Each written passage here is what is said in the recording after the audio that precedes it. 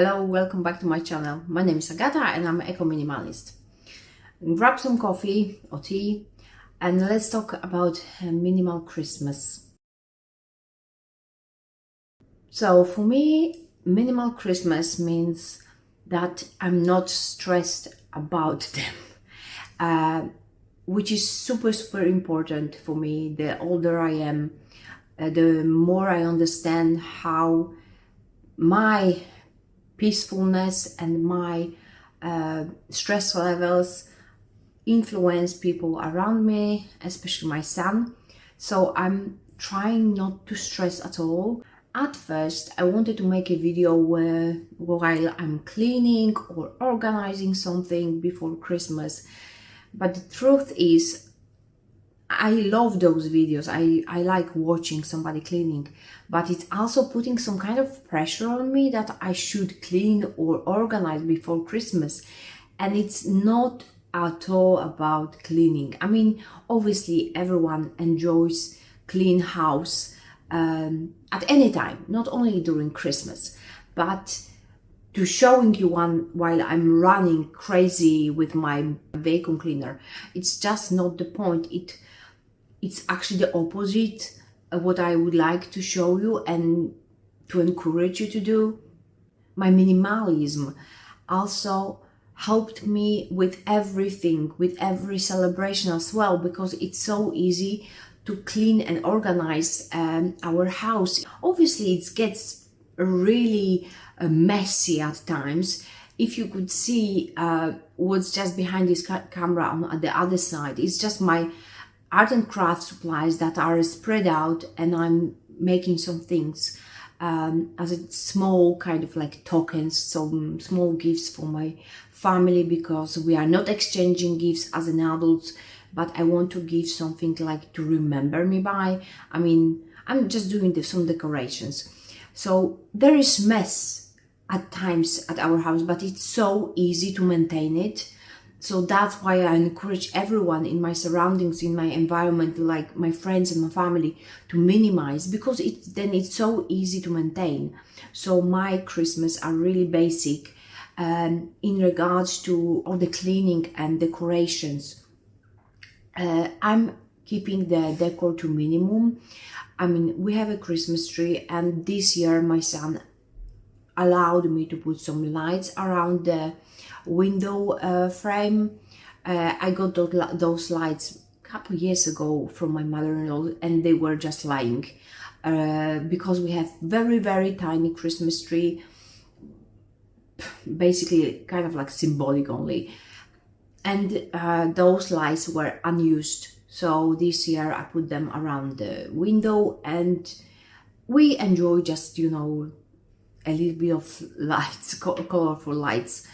And I would say that's, basically it. I have two like a Christmas socks, big Christmas socks hanging on my macrame. I'll put some photos on the side.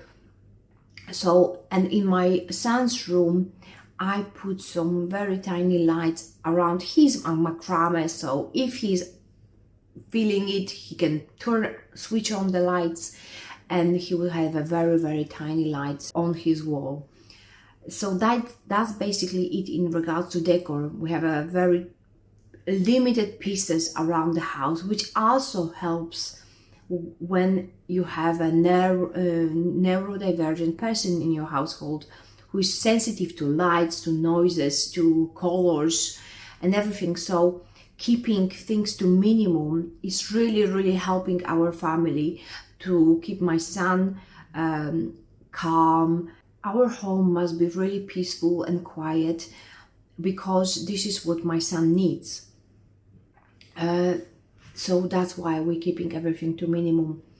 And I'm not stressing about cleaning at all. I mean, I'm cleaning anyway, so there's no extra cleaning for me. But in Poland,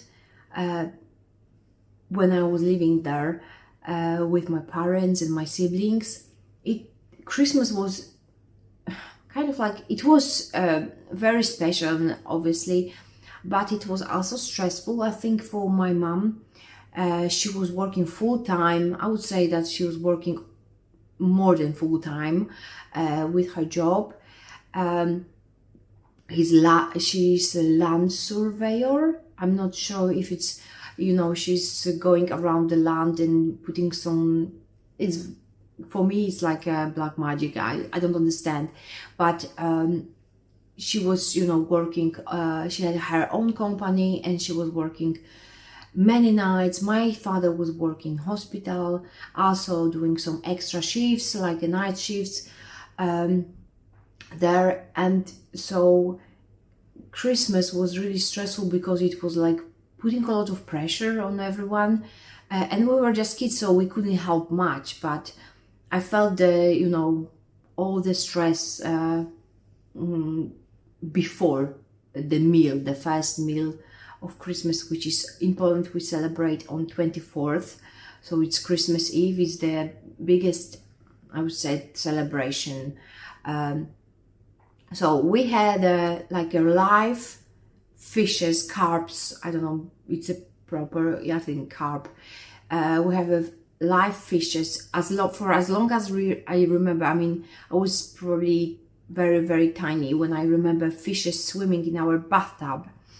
And myself and my sister, we were feeding them with a little bit of bread. We were befriending them. And then a couple of days before Christmas, they were killed, which is, for me, it's traumatic experience, to be honest. And I think it was also for my dad, who was kind of forced to do that.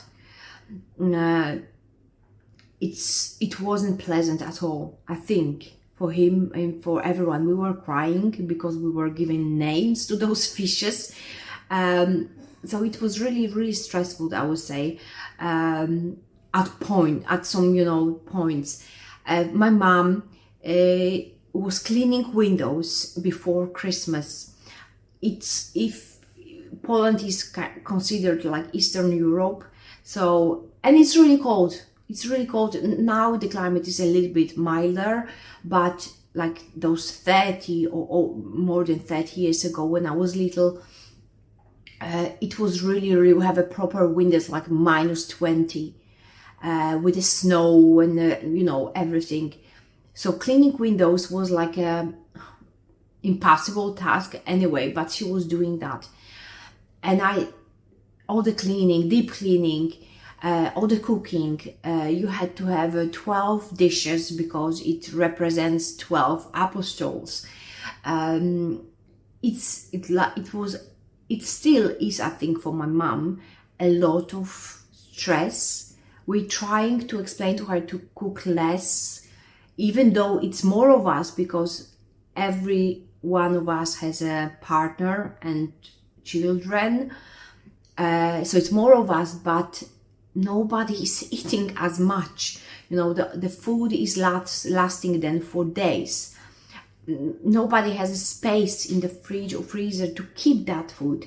And my mom often forgets that she doesn't need to cook so many dishes, so big amounts. So I would like to avoid that at all cost for my own family, or the pressure and stress. It is difficult because we still love to gather together, so it means it will be noise and everything. And but I'm trying to tell her that my mom, she doesn't need to clean the windows, she doesn't need to do deep cleaning around, because it will be dirty straight away, because it's so many of us, so everybody's coming and going, and so it will be messy, but we should just enjoy our company. That a couple of years ago we decided we are not going to make to do any gifts for adults. So as adults, we're not giving ourselves any gifts. We only exchange gifts for children. Children are getting the gifts, and usually we are asked what they would like to have, what they need, and they're getting what is needed or what they really want. So we also try to keep the presents to minimum to avoid waste and disappointments as well. So it's simple. And this year I'm, as I said, we're not giving adults any gifts, but I like to give like a, when I'm coming to Poland, I like to give someone who I'm visiting just something, you know, I made. So this year I'm making some decorations which I will be giving as my like a hello gift. They're not pretty. I mean, they, you know, very awkward, but I like them, and my sisters can put this on their trees. It's something to remember me by. They can, you know, and it's sustainable. It's cotton.